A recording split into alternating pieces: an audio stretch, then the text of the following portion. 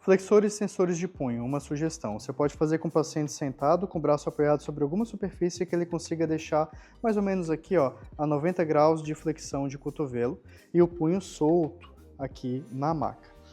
Mãos fechadas, eu vou pedir para ela uma flexão de punho, vou resistir o mais distal possível em relação aqui à mão dela e vou pedir uma extensão. Levanta bem o punho, por favor, isso, força, força, força, mantendo os punhos fechados.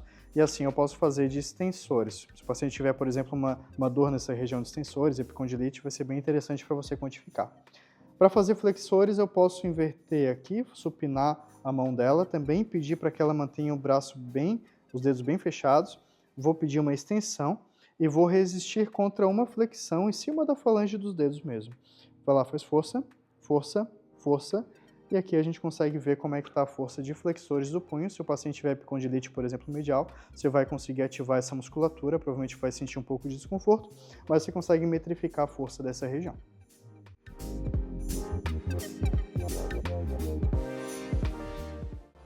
Para fazer a avaliação de bíceps e tríceps, a gente pode fazer neutro de abdução, 90 graus de flexão aqui de cotovelo. Lembrando que você pode variar se quiser trabalhar com mais extensão, ok?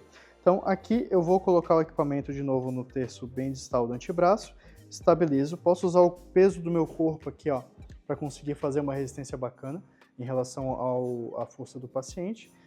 Vai lá, dobra o cotovelo, força, força, força, isso, a gente consegue fazer.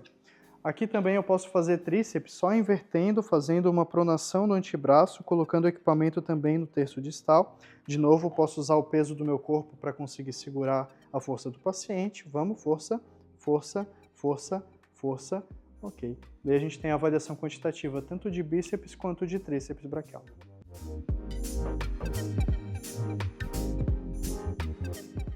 Para fazer a avaliação de cervical é um pouquinho desafiador. Tem poucas publicações, você pode fazer em decúbito dorsal também, com o paciente ali deitado na maca.